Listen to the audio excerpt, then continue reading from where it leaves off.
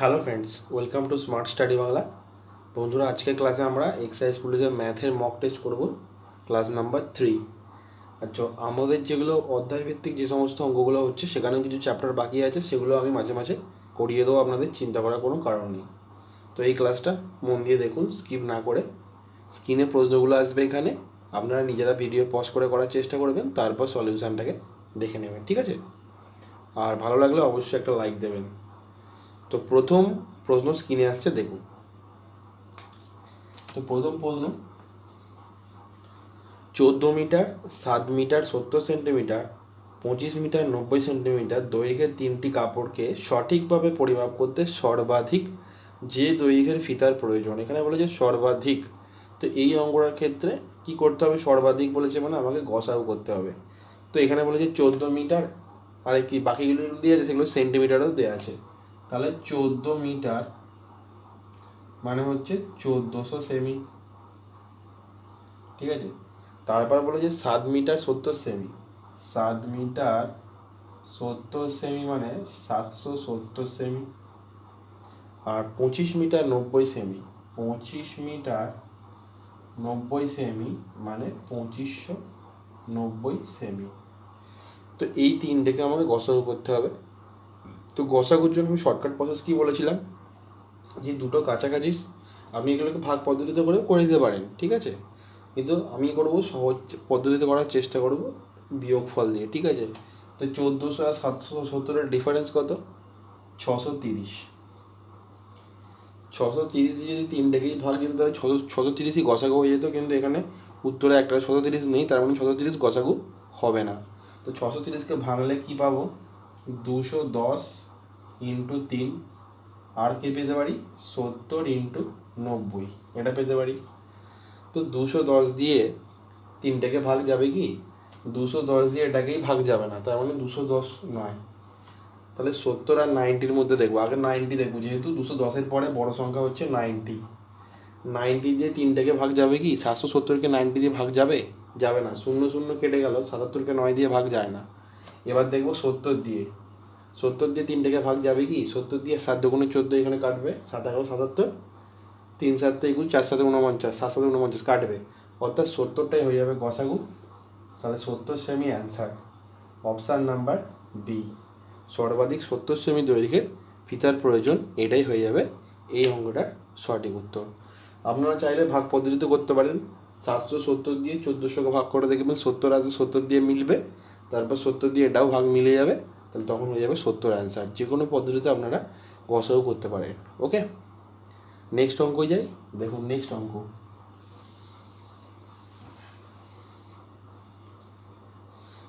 অঙ্ক, হচ্ছে নাম্বার 2। একটি পূর্ণ সংখ্যাকে 899 দ্বারা ভাগ করলে 63 ভাগশেষ পাওয়া যায়। ওই সংখ্যাকে 29 দ্বারা ভাগ করলে প্রাপ্ত ভাগশেষ কত হবে? তো এই অঙ্কটার ক্ষেত্রে আমি ডাইরেক্ট কীভাবে করতে পারি? 63কে 29 দিয়ে ভাগ করে দেবো, 29 দুগুণে 58, 5 ভাগশেষ, এটাই হয়ে যাবে অ্যান্সার, অপশান নাম্বার ডি। কিন্তু এরকম করার আগে আপনাকে নিয়মটা জানার জন্য আগে আপনাকে কী করতে হবে? যেহেতু বলেছে 899 দিয়ে ভাগ করলে 63 ভাগশেষ থাকে, তাহলে আমি কেন 29 দিয়ে ভাগ করলাম ওই 63টাকে? কারণ 899 সংখ্যাটা 29 দিয়ে যদি ভাগ যায় তবেই আমি 63কে 29 দিয়ে ভাগ করতে পারবো। কারণ 899, ধরুন সংখ্যাটা 899কে আমি কত দিয়ে ভাগ করছি? 29 দিয়ে ভাগ করছি। ভাগ করলে মিলবে? নিশ্চয়ই মিলবে। 3 দিয়ে 87, 29 29, অর্থাৎ 31 বারে মিলে যাবে। যেহেতু ভাগ মিলে যাচ্ছে, তাহলে 63কে ওই জন্য 29 দিয়ে ভাগ করে আমার 5 চলে আসছে। তো সাপোজ এটা যদি বুঝতে চান, দেখুন ধরুন সংখ্যাটা ছিল, ধরুন সংখ্যাটা ছিল 899 প্লাস 63, ঠিক আছে? তাহলে 899 63-তে কত? 9 আর 3 12, 2 হাতে 1, 9 4 15, 1 16, 6 হাতে 1, 8 1 9, 962। এই 962টাকে যদি 899 দিয়ে ভাগ করা হয়, তাহলে আমার কতবারে ভাগ মিলে যাবে? 899 থাকবে একে, আর 63 ভাগশেষ থাকবে। আর 962টাকেই 29 দিয়ে ভাগ করে দেখবেন 5 ভাগশেষ আসবে। কারণ 899কে তো 29 দিয়ে ভাগ হয়েই যাবে, মিলেই যাবে। তারপর যে 63টা পড়ে থাকবে সেটাকে 29 দিয়ে ভাগ করলে 29 দুগুণে 58, 5 ভাগশেষ থাকছে, সেই জন্য। তো এটা হলো নিয়ম, কিন্তু আপনাকে জাস্ট অবশিষ্টকে খালি যেটাকে বলবে 29 দিয়ে ভাগ করে দিলে উত্তর হয়ে যাবে, ঠিক আছে। Next question number 3। 7 সদস্যের কোনো পরিবারে 36 দিনের খরচ 8,400 টাকা। পরিবারের সদস্য সংখ্যা যদি 2 জন বাড়ানো হয়, একই হারে খরচ করে 8,100 টাকায় কতদিন চলবে? তো এই অঙ্কটা খরচ টরচ ইত্যাদি দিয়েছে, কিন্তু এই অঙ্কটা যে অঙ্কটা সেটা হচ্ছে সময় ও কার্যের অঙ্ক, যেটা MDH ফর্মুলার ওপর নির্ভর করে, অর্থাৎ MDH এই ফর্মুলার ওপর বেস করে আছে। M1 D1 H1 M2 D2 H2 by W2। এখানে H2 এর কোনো দরকার নেই। এখানে ম্যান বলেছে প্রথমে 7 জন সদস্যের পরিবার, 36 দিনের খরচ। এখানে যে কাজটা সেটা হচ্ছে 8,400 টাকা খরচের কাজ, ঠিক আছে। এখানে ম্যান বলেছে 2 জন বেড়েছে, অর্থাৎ 7 ছিল 9 হয়েছে, সেটা কত দিন চলবে দিনটা চাইছে, আর বর্তমানে 8,100 টাকা। এটা কাটাকুটি করলে অ্যান্সার পেয়ে যাবো দিনটা। 2 শূন্য কেটে গেল, 7 বারং 84, 3 বারং 36, 9 9 81, 3 9 27। তাহলে D2 = হয়ে গেল 27, অর্থাৎ 27 দিন চলবে। অপশান নাম্বার বি হয়ে যাবে সঠিক উত্তর। বোঝা গেল? ভালো কোয়েশ্চেন ছিল। নেক্সট প্রশ্ন হয়ে যায়। দেখুন নেক্সট কোয়েশ্চেনটা নাম্বার 4। মোট 5,280 টাকা 14 জন পুরুষ, 22 জন মহিলা ও 10 জন শিশুর মধ্যে এমনভাবে ভাগ করা হলো যে একজন মহিলার প্রাপ্য একজন শিশুর 3 গুণ এবং একজন পুরুষের প্রাপ্য একজন মহিলা এবং একজন শিশুর প্রাপ্যের সমষ্টি সমান। তাহলে একজন শিশুর প্রাপ্য কত টাকা হবে? দেখে অনেকটা বড় লাগছে, কিন্তু অতটা বড় হবে না, সহজ করে বুঝুন। একজন মহিলাকে লিখলাম একজন ওম্যান, এর প্রাপ্যটা হচ্ছে 3 জন শিশু বা চাইল্ডের সমান। আবার একজন পুরুষ মানে একজন ম্যান, সেটা হচ্ছে একজন মহিলা প্লাস একজন শিশুর সমান। এখানে একজন মহিলা মানে 3 জন শিশু, তাহলে এই একজন মহিলার জায়গায় আমি 3 জন শিশু লিখতে পারি। তাহলে 3 জন শিশু প্লাস একজন শিশু, মোট হয়ে গেল 4 জন শিশু, ঠিক আছে। তাহলে যে একজন মহিলা একজন ওম্যান আর একজন শিশুর রেশিও কত? একজন মহিলা একজন ওম্যান আর একজন শিশুর রেশিও কত? একজন মহিলা মানে একজন পুরুষ মানে 4 জন শিশু, তাহলে 4 জন শিশু। একজন মহিলা মানে 3 জন শিশু, তাহলে 3 জন শিশু। আর একজন শিশু মানে একজন শিশু, তাহলে 4:3:1, 4:3:1। এবার বলছে তাহলে 14 জন পুরুষ, 22 জন মহিলা ও 10 জন শিশু, তাহলে এদের যে প্রাপ্য যে ভাগটা হবে কীভাবে হবে? 14:22, এখানে বলেছে 10 জন শিশু, তাহলে কত হবে? 4×4=56 প্রাপ্য টাকাটা। এর প্রাপ্য টাকা ইন্টু কতজন আছে সেই জন্য 14 দিয়ে ভাগ করে। এখানে বলে 14 জন পুরুষ বলেছে, প্রাপ্য টাকা হয়েছে 4 করে, তাহলে 4×4=56। মহিলা বলেছে 22 জন, প্রাপ্য হচ্ছে 3 করে, তাহলে 3×22=66। আর একজন শিশু প্রাপ্য হচ্ছে 10 করে, এই প্রাপ্য হচ্ছে 1 করে, 10 জন শিশু, 10×1=10। তাহলে এই অনুপাতে টাকাটা গেলে বলেছে যে একজন শিশুর প্রাপ্য কত। তাহলে মোট যদি আমার 56, 66 আর 10 যোগ করলে কত হচ্ছে দেখি, ঠিক আছে। 5×6=11, 122 আর 10 132, ঠিক আছে। মোট যদি 132 টাকা থাকে, তাহলে পুরুষ পাবে 56, মহিলা পাবে 66 আর শিশু পাবে 10। কিন্তু মোট 132 নয়, মোট হচ্ছে কত? 5,280, যেটা এর থেকে কত গুণ বেশি? 4×2=8, 40 গুণ বেশি। তাহলে যে শিশুর প্রাপ্যটাও 10 নয়, 10-এর থেকে 40 গুণ বেশি, 400 টাকা। এটাই হয়ে যাবে, এটা 40 টাকা হবে, 40 গুণ বেশি না, ঠিকই আছে। এটা 400 টাকা হচ্ছে 10 জন শিশু, যেহেতু 10 জন শিশুর প্রাপ্য 400 টাকা, এখানে চেয়েছে এক একজন শিশুর প্রাপ্য টাকা, তাহলে একজন শিশুর কত প্রাপ্য টাকা, 400/10 কাটাকুটি করলে হয় 40 টাকা। এটাই হয়ে যাবে অ্যান্সার, অপশান নাম্বার এ। বোঝা গেছে? কোনো প্রবলেম আছে? এটা আপনারা আনুপাতিক ভাগার ধরে করতে পারেন। আনুপাতিক ভাগার ধরে হলে হবে 10/132 ইন্টু 5280। এটা কাটলে আপনারা পেয়ে যাবেন 10 জন শিশুর প্রাপ্য 400 টাকা, একজনের কত 10 দিয়ে ভাগ করলে পেয়ে যাব 40। বোঝা গেছে? নেক্সট অঙ্ক হয়ে যায়। তো বন্ধুরা নেক্সট অঙ্কটা দেখুন, নাম্বার 5। মোট 80 টাকা মূল্য কতগুলি 2 টাকা, 1 টাকা এবং 50 পয়সার মুদ্রা আছে। মুদ্রাগুলির সংখ্যার অনুপাত 4:5:6 হলে 1 টাকার মুদ্রার সংখ্যা কত, এটা চেয়েছে। তো এখানে মূল্য দেওয়া আছে, মূল্য দেওয়া আছে 80 টাকা, ঠিক আছে। আর কি দেওয়া আছে, সংখ্যার অনুপাত দেওয়া আছে, যেটা 2 টাকা, 5 টাকা, 2 টাকা, 1 টাকা আর 50 পয়সা, 4:5:6। আমার মূল্য দেওয়া আছে আর এখানে দেওয়া সংখ্যার অনুপাত। মূল্য দিয়ে যেমন সংখ্যার অনুপাত দিয়ে তো মূল্য দিয়ে বার করতে পারবো না, আমাকে বার করতে হবে মূল্যের অনুপাত। তাহলে সংখ্যা হচ্ছে 4, মূল্য 2 টাকা করে, 4 দুগুণে 8। এটা হচ্ছে 5, মূল্য 1 টাকা করে, 5 একে 5। আর এটা হচ্ছে 50 পয়সা, মানে 50 পয়সা মানে হচ্ছে হাফ, সেই জন্য হাফ টাকা মানে হাফ দিয়ে গুণ করলাম, হাফ দিয়ে গুণ করলে এটা হবে 3। তাহলে মূল্যের অনুপাত দাঁড়ালো 8:5:3, ঠিক আছে। 4 দুগুণে 8, 5 একে 5 আর 6কে হাফ দিয়ে, হাফ কেন, 50 পয়সা, 50 পয়সা মানে হাফ টাকা, সেই জন্য হাফ দিয়ে গুণ করেছি, করলে হচ্ছে 3। তাহলে মূল্যের অনুপাত দাঁড়ালো 8:5:3। তাহলে 8 আর 5 13 আর 3 মোট হচ্ছে 16, কিন্তু এখানে যে মোট মূল্য 80 টাকা। বা আনুপাতিক ভাগার দিয়ে আপনারা করতে পারেন। 1 টাকার মুদ্রা চেয়েছে, আমার 1 টাকার মূল্য কত হচ্ছে, 1 টাকার মূল্য হচ্ছে 5/8 + 5 + 3 ইন্টু 80, মানে 5/16 ইন্টু 80। 16 দিয়ে কাটলে 5/5 মানে 25 টাকা। তাহলে 1 টাকার মূল্য যদি 25 টাকা হয়, তাহলে সংখ্যা কত মুদ্রার, 25টি হয়ে যাবে অ্যান্সার, অপশান নাম্বার বি। মুদ্রা সংক্রান্ত অঙ্ক ডিসক্রিপশানে লিঙ্ক থাকবে প্লে লিস্টের, সেখান থেকে খুলে আপনারা স্পেশাল ম্যাথ আছে, শুধুমাত্র মুদ্রা সংক্রান্ত অঙ্ক করানো আছে, সেগুলো আপনারা দেখে নিতে পারবেন, ঠিক আছে। তো নেক্সট অঙ্ক দেখুন।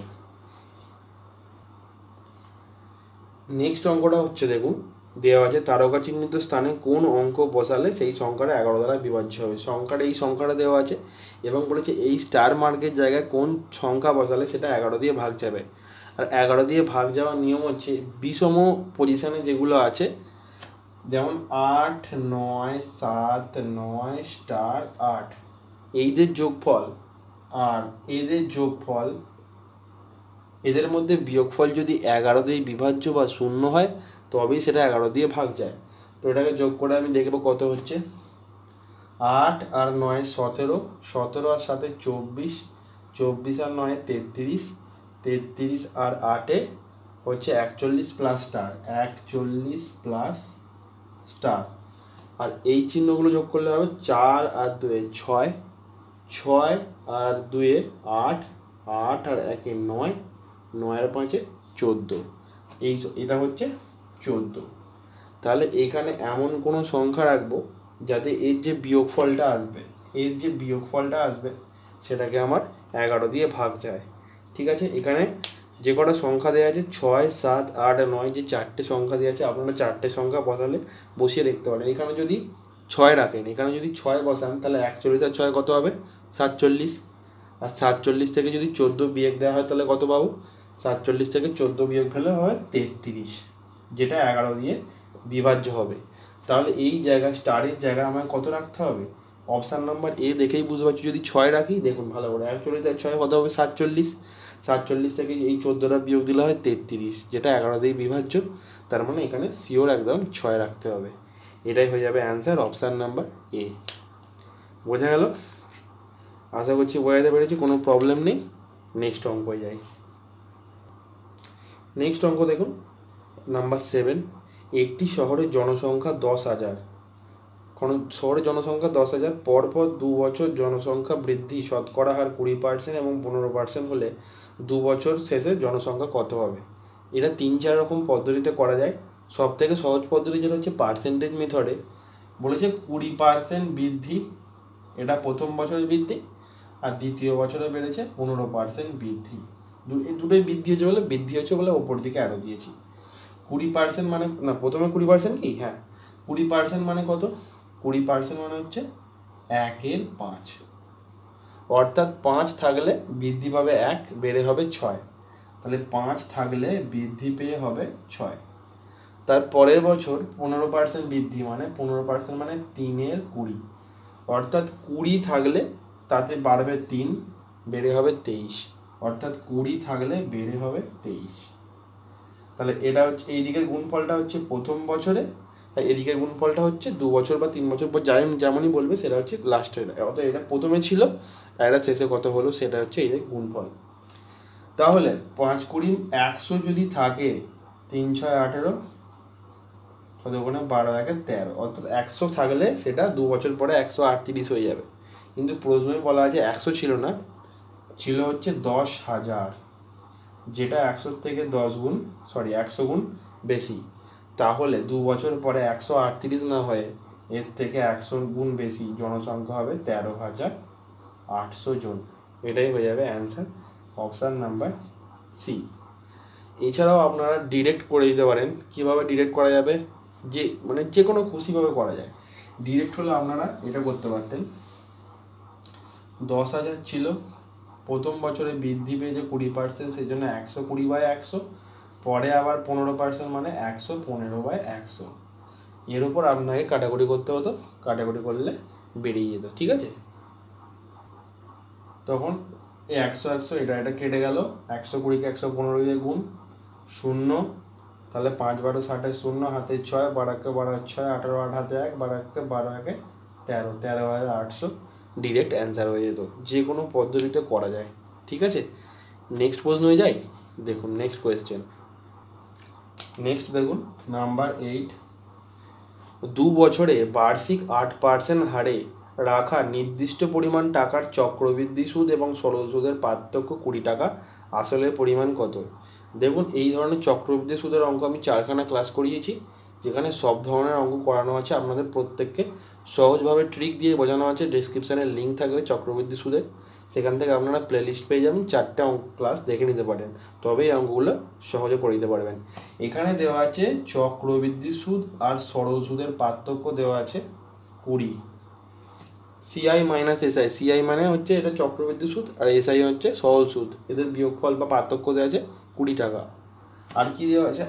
আর মানে হচ্ছে আর দেওয়া আছে 8%, আর টাইম দেওয়া আছে 2 বছর, 2 ইয়ার।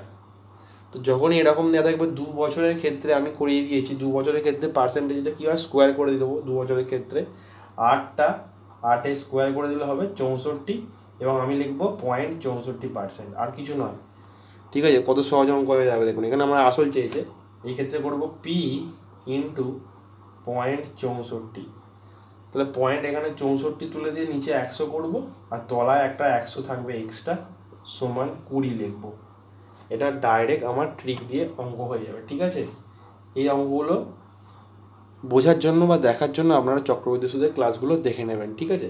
তো এখান থেকে কাটাকুটি করলে আমার কী বেরোবে দেখা যাক। এখান থেকে ডাইরেক্ট পি কী বেরোয় আমার, পি সমান কত বেরোবে? এটা হচ্ছে 100 ইন্টু 20/64, ঠিক আছে? তো এটা হবে 2 দিয়ে কাটলে 10, 2 দিয়ে কাটলে 32, 2 দিয়ে কাটলে 5, 2 দিয়ে কাটলে 16, 4 4 16, 25, 4 25 100, তাহলে 625 ইন্টু 5, 625 ইন্টু 5 মানে 3125 টাকা। এটা হয়ে যাবে অ্যান্সার, অপশান নাম্বার ডি। ভালো কোয়েশ্চেন এই ধরনের কোয়েশ্চেনগুলো। 2 বছরের ক্ষেত্রে কি হয়, 3 বছরের ক্ষেত্রে কি হয়, 1.5 বছরের ক্ষেত্রে কি হয়, সব ধরনের অঙ্ক ওখানে দেখানো আছে চক্রবৃদ্ধি সুদের পার্থক্য দিয়ে, ঠিক আছে? আপনারা অবশ্যই দেখবেন। এখন আমি নেক্সট অঙ্কে যাই। নেক্সট অঙ্ক দেখুন, এক বিক্রেতা তার ক্রয় মূল্যের ওপর 20% বাড়িয়ে রাখে, বিক্রি করার সময় খরিদ্দারকে 10% ছাড় দিলে দোকানদারের লাভ শতকরা কত? এটা আপনি মুখে করে নিতে পারেন। ঠিক আছে, ক্রয় মূল্যের ওপর 20% বাড়িয়ে রাখে, ধরুন ক্রয় মূল্য 100, বাড়িয়ে রেখেছে 20% যদি বাড়িয়ে রাখে তাহলে ক টাকায় লিখে রাখবে? 120। 100 টাকার জিনিসটাকে 20% বাড়িয়ে 120 দাম ফেলে রেখেছে, মানে মার্কেট প্রাইস রেখে রেখেছে 120। আবার কেউ কিনতে এলে তাকে 10% ছাড় দিচ্ছে। 120 ইন্টু 10% মানে কত? 120 10% হচ্ছে 12, তাহলে 12 টাকা ছাড় দিচ্ছে। এখানে দেখুন 120 ইন্টু 10, 000, মানে 12 টাকা ছাড় দিচ্ছে, অর্থাৎ -12 টাকা। তাহলে ক টাকায় বেচবে? তাহলে সেলিং প্রাইস হচ্ছে 108 টাকা, অর্থাৎ 120 টাকায় যে মার্কেট প্রাইস করেছিল সেটাতে 10% ছাড় দিল, মানে 12 টাকা ছাড় দিল, দিয়ে ক টাকায় বিক্রি করলো? 108 টাকায়। তাহলে 100 টাকার জিনিসটা যদি 108 টাকায় বিক্রি করে, লাভ কত? 8% লাভ। এটা হয়ে গেল অ্যান্সার। অন্যভাবে করা যেত, পার্সেন্টেজ মেথডে কি বলেছে? 20% বাড়িয়েছে, 20% মানে হচ্ছে 1/5, অর্থাৎ 5 টাকা কিনা দাম হলে সেটাকে 1 টাকা বাড়িয়ে রেখেছে ক টাকায়? 6 টাকায়। আবার বলছে 10% ছাড় দিয়েছে, 10% মানে 1/10, অর্থাৎ 10 টাকার জিনিসটার উপর 1 টাকা ছাড় দিয়ে 9 টাকায় বিক্রি করছে। তাহলে 5 10 50 টাকার জিনিস 6 9 54 টাকায় বিক্রি করছে। তাহলে ক টাকা লাভ করছে? 50 টাকার উপর 4 টাকা লাভ। আর 50 টাকার উপর যদি 4 টাকা লাভ হয়, 100 টাকার উপর ক টাকা লাভ? 4 দুগুণে 8 টাকা, মানে 8%। এটা হয়ে যাবে অ্যান্সার। যে কোনো পদ্ধতিতে অঙ্ক সলভ করা যায়। তো আমার চ্যানেলে যদি আপনারা নতুন হয়ে থাকেন, চ্যানেলটিকে সাবস্ক্রাইব করে নিন এবং প্লেলিস্টে গিয়ে আপনারা সব রকম ভিডিও দেখে নিন। অঙ্কের অনেক অঙ্ক আপনারা বেসিক থেকে খুব ভালোভাবে শিখতে পারবেন সহজ পদ্ধতিতে। ঠিক আছে, নেক্সট কোয়েশ্চেনে যাই।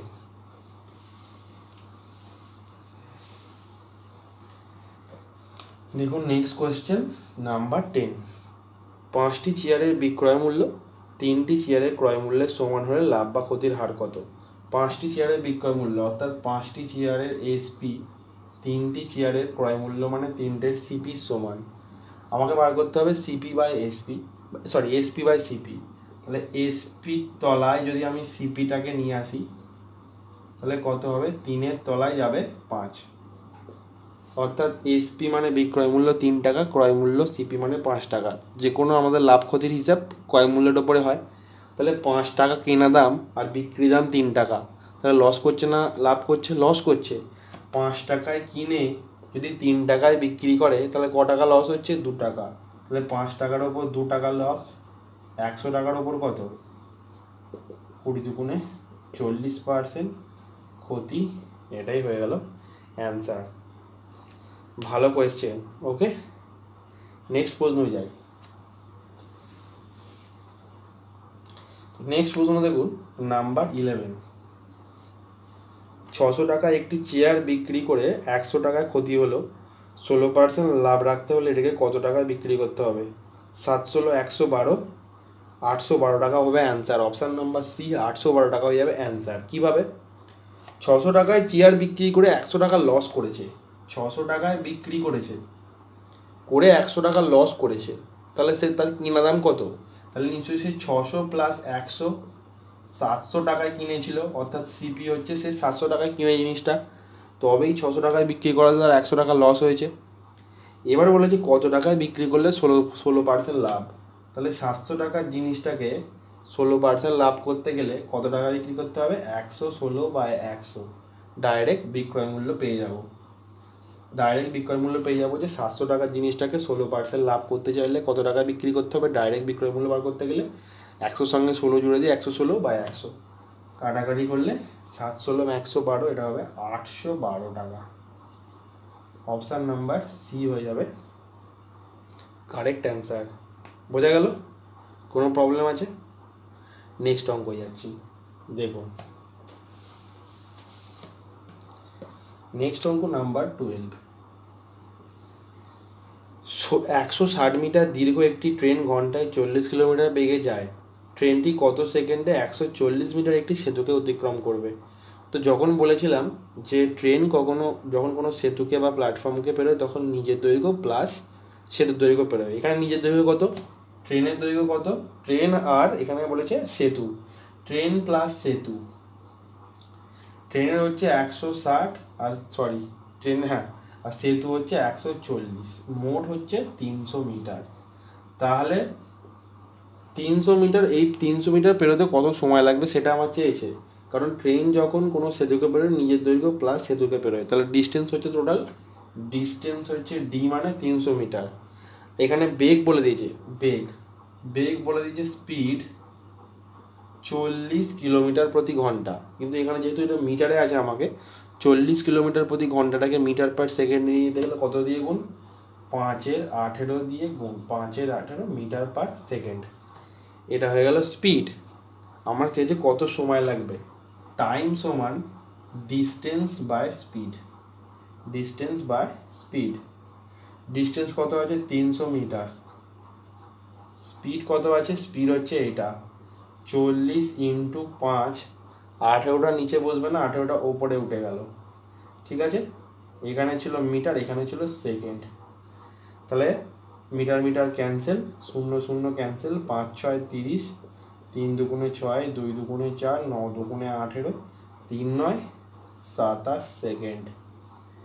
এটাই হয়ে যাবে অ্যান্সার, ঠিক আছে। তো বন্ধুরা, শর্টকাট পদ্ধতিতে করার জন্য অবশ্যই চ্যানেলের প্রত্যেকটা ম্যাথকে আপনারা যে ম্যাথ ক্লাসগুলো আছে সেগুলোকে অবশ্যই ফলো করবেন, তবেই এরকম তাড়াতাড়ি আপনারা কিন্তু করতে পারবেন। ওকে, নেক্সট অঙ্ক যাই। দেখুন নেক্সট অঙ্ক দেখুন, নেক্সট অঙ্ক হচ্ছে নাম্বার 13। বলছে কোনো বিক্রেতা 10% লাভে কোনো জিনিস বিক্রি করেন, যদি তিনি তার দ্বিগুণ দামে বিক্রি করেন তাহলে লাভের হার কত। এটা তো একদম সিম্পল, এটা তো মুখে আপনারা করে দিতে পারবেন, যে কোনো ব্যক্তি যখন কোনো জিনিসকে তার দ্বিগুণ দামে বিক্রি করে সবসময় তার 100% লাভ হয়, 100% লাভ। তার মানেটা কি, আমি যদি 50 টাকার জিনিসটা আমি দ্বিগুণ দামে মানে 100 টাকায় বিক্রি করি, তাহলে লাভ কত হবে, আমার 50 টাকা লাভ। আর 50 টাকার ওপর 50 টাকা লাভ মানে 100% প্রফিট। বোঝা গেল। নেক্সট অঙ্কটা নাম্বার 40। রাম একটি নির্দিষ্ট দূরত্ব 3 কিলোমিটার প্রতি ঘন্টা গতিবেগ নিয়ে 15 মিনিটে দেরিতে পৌঁছায়, আর যদি সে 4 কিলোমিটার প্রতি ঘন্টা বেগে যায় তবে 15 মিনিট আগে পৌঁছায়। এই ধরনের অঙ্কগুলো কি করতে হবে সেগুলো আমি করিয়েছিলাম আগে, অনেক ক্লাসে করিয়েছি। ধরুন এইখানে পৌঁছাতে হবে, মানে এই ডিস্টেন্সে আপনার পৌঁছার ডিস্টেন্স আমি কোথাও জানি না, তো একটা স্পিড নিয়ে গেলে আমার 15 মিনিট দেরি হয়, 15 মিনিট দেরি মানে -15। আবার কখন আবার আরেকটা অন্য স্পিড নিয়ে গেলে আমার 15 মিনিট আগে পৌঁছায় মানে +15। তো যখন এইখানে দুটো আলাদা চিহ্ন থাকবে, মানে আলাদা মানে কি, একবার দেরি আর একবার আগে চলে যাচ্ছি, তখন আমাদের কী করতে হবে, দুটো সময়কে অ্যাড করে দিতে হবে, মানে 30 মিনিট। আলাদা চিহ্ন থাকলে এটা সবসময় অ্যাড হবে 30 মিনিট, ঠিক আছে। আচ্ছা, এটা হয়ে গেল সময়ের পার্থক্য। টোটাল ডিস্টেন্সটা আমি কোথাও জানি না, কিন্তু টোটাল ডিস্টেন্সটাকে আমি এক্স ধরে নিতে পারি, আর এক্স ধরলে সেটা জটিল হয়ে যাবে। তাহলে আমি ধরে নেবো টোটাল ডিস্টেন্স, এদের লসাগু 3 আর 4-এর লসাগু হচ্ছে 12 কিলোমিটার। তো এই 12 কিলোমিটার রাস্তাটা আমি যদি 3 কিলোমিটার প্রতি ঘন্টা বেগ নিয়ে যাই তাহলে সময় লাগবে কত, 4 ঘন্টা। আর 12 কিলোমিটার রাস্তাটা যদি 4 কিলোমিটার প্রতি ঘন্টা বেগ নিয়ে যাই সময় লাগবে 3 ঘন্টা। তাহলে সময়ের পার্থক্য কত দাঁড়াবে, 4 ঘন্টা মাইনাস 3 ঘন্টা মানে 1 ঘন্টা বা 60 মিনিটের সময়ের পার্থক্য দাঁড়াবে। কিন্তু প্রশ্ন অনুযায়ী মিনিটের পার্থক্যটা 60 মিনিট নয়, মিনিটের পার্থক্যটা হচ্ছে 30 মিনিট, যেটা 60-এর থেকে কত গুণ বেশি, 60 মিনিটের থেকে 30 মিনিট 1-এর 2 গুণ বেশি, কারণ 60কে 1-এর 2 দিয়ে গুণ করলে তবেই আমি 30 পাবো। তাহলে টোটাল ডিস্টেন্স যেটা 12 ধরেছি সেটা 12 নয়, 12 থেকে 1-এর 2 গুণ বেশি, 12 ইন্টু 1-এর 2 মানে 6-কে 6 কিলোমিটার। তাহলে ডিস্টেন্স হয়ে গেল, ওই স্থানের দূরত্ব হচ্ছে 6 কিলোমিটার। এটাই হয়ে যাবে অ্যান্সার। ওকে, নেক্সট প্রশ্ন যাই। দেখুন নেক্সট কোয়েশ্চেন নাম্বার 15, ঠিক আছে। 10 লিটার লঘু সালফিউরিক অ্যাসিডের জল ও অ্যাসিডের অনুপাত হচ্ছে 1:4। ওয়াটার আর অ্যাসিডের অনুপাত দেওয়া আছে 1:4। কত লিটার টোটাল? টোটাল হচ্ছে 10 লিটার। তাহলে টোটাল যদি আমার 4 আর 1-এ টোটাল যদি আমার 5 লিটার মিশ্রণ থাকে, মানে সালফিউরিক অ্যাসিড থাকে, তার মধ্যে 1 লিটার জল আছে আর 4 লিটার অ্যাসিড আছে। কিন্তু প্রশ্নে বলা আছে টোটাল লঘু সালফিউরিক অ্যাসিড হচ্ছে 5 লিটার নয় 10 লিটার, যেটা 5-এর থেকে দ্বিগুণ বেশি। তাহলে জলটা 1 নয়, এর থেকে দ্বিগুণ বেশি 2 লিটার, আর এর থেকে দুগুণ বেশি অ্যাসিডটা হচ্ছে 4 দুগুণে 8 লিটার। ঠিক আছে, এবার বলেছে ওই মিশ্রণে আর কত পরিমাণ অ্যাসিড মেশালে জল ও অ্যাসিডের অনুপাত 1:5 হবে। 1:5 হবে নতুন অনুপাত। কি মিশিয়েছে? এর সাথে কি অ্যাড করেছে? অ্যাসিড অ্যাড করেছে। কত অ্যাসিড অ্যাড করেছে আমি জানি না, কিন্তু আমি তো জল মেশাইনি। জল তো 2 লিটার ছিল, তাহলে জল 2 লিটার ছিল, এখন দেখছি অনুপাতে এখানে 1 হয়ে গেছে। এটা তো অসম্ভব ব্যাপার, কারণ আমি জল মেশাইনি। তার মানে জলটা যা ছিল জলটা তাই থাকারই কথা, অর্থাৎ 2 লিটার ছিল, 2 লিটারই থাকার কথা, কিন্তু এখানে আছে 1। তাহলে এটাকে আমাকে 2 লিটার করতেই হবে। 1কে 2 লিটার বানাতে গেলে কত দিয়ে গুণ করবো? 2 দিয়ে। তাহলে 2 দিয়ে গুণ করলাম, 2 লিটার হয়ে গেল। যেহেতু একে 2 দিয়ে গুণ করেছি, তাহলে এটাকেও 2 দিয়ে গুণ, 5 দুগুণে 10 লিটার। তাহলে দেখা যাচ্ছে 8 লিটার অ্যাসিড ছিল, 10 লিটার অ্যাসিড বর্তমানে হয়েছে। তাহলে আমি কত লিটার অ্যাসিড অ্যাড করেছি? 10 - 8, মানে 2 লিটার অ্যাসিড মেশানো হয়েছে। এটাই হয়ে যাবে অ্যান্সার, অপশান নাম্বার বি। তো বন্ধুরা, মিশ্রণের অঙ্ক আমি অধ্যায়ভিত্তিক একটা ক্লাস দেবো, আপনারা সেটা অবশ্যই দেখবেন। আজকের ক্লাসটা এই পর্যন্তই। আশা করছি ক্লাস আপনাদের ভালো লেগেছে, আপনারা বুঝতে পেরেছেন। অবশ্যই বন্ধুদের সঙ্গে শেয়ার করবেন আর লাইক দিতে ভুলবেন না, কারণ আপনাদের লাইক কম থাকে। দেখা হচ্ছে নেক্সট ক্লাসে। Thank you.